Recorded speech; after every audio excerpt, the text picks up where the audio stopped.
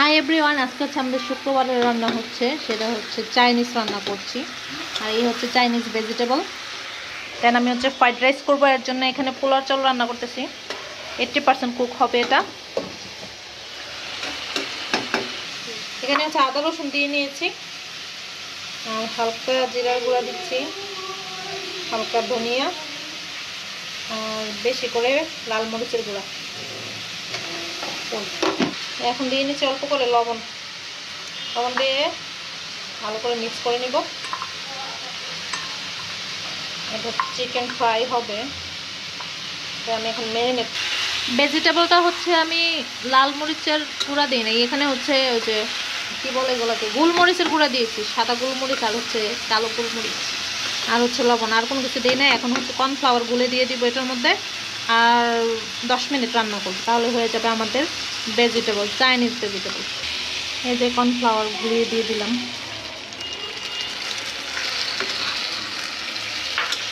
এখন পর্যাপ্ত পানি দিয়ে দিব।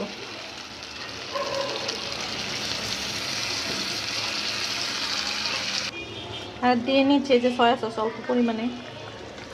এখানে চিকেন পাউডার ইউজ করলে আপনারা পারবেন, বাট আমি চিকেন দিয়েছি যেহেতু আর চিকেন পাউডার ইউজ করি নাই। এখানে চিকেন আমি হচ্ছে এই যে চিকেন দিয়েছি, সো এখানে চিকেনটা দেওয়ার কারণে চিকেন স্টকের কাজও করছে আর চিকেন পাউডারের কাজটাও করতেছে।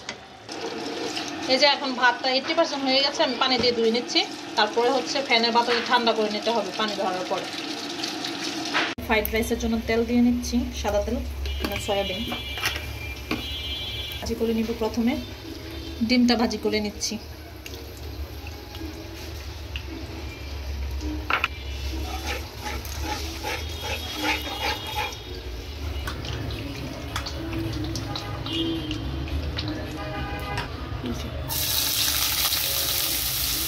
সামনে তো আরো সামনে দিক যাটা লেগেছে বসে বোঝা হবে সুন্দর লাগবে।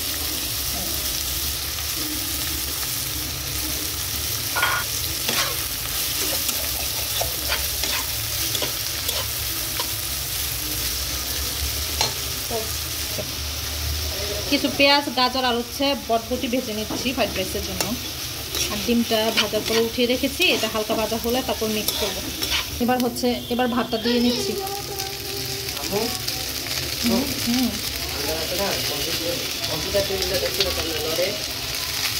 ওটা অনেক নড়তেছিল, হ্যাঁ ভাত তো জায়গা হবে না, বেশি হয়ে গেছে।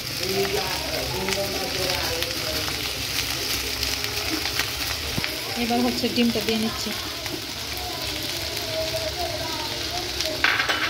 এবার কিছু কাঁচামরিচ দিয়ে নিচ্ছি।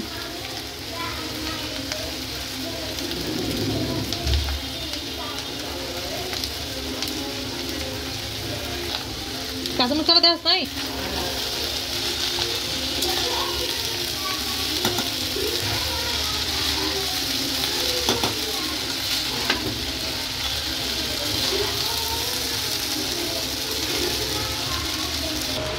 এবার দিয়ে নিচ্ছি পরিমাণ মতো লবণ দিয়ে ভালো করে মিক্স করে নিয়ে 5 মিনিট ভালোভাবে ভেজে নিতে হবে, তাহলে আমাদের তৈরি হয়ে যাবে fried rice, which is Chinese.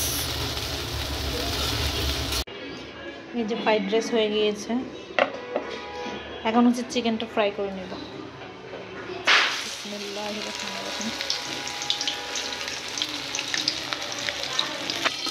আমি একটু ঢেকে দিয়েছি যেন মাংসটা ভালোভাবে ভিতরে সিদ্ধ হয়, কারণ মুরগির মাংসতে ব্যাকটেরিয়া বেশি থাকে। গরুর মাংস থেকেও মুরগির মাংসটা একটু ভালোভাবে ভাজতে হয়।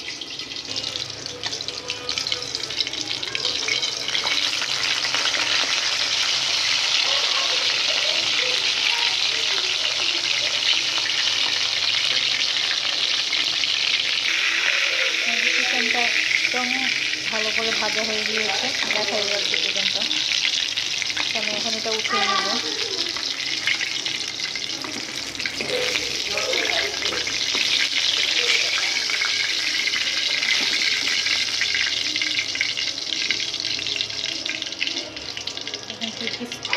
ক্রিস্পি এবং জুসি লাগছে, তো ইয়ামি। সেমভাবে ওইটার মতো এই দুইটাকে ভালো করে ভাজি করে নেব, মানে ফ্রাই করে নেব। Thank you watching my video. Please subscribe my channel.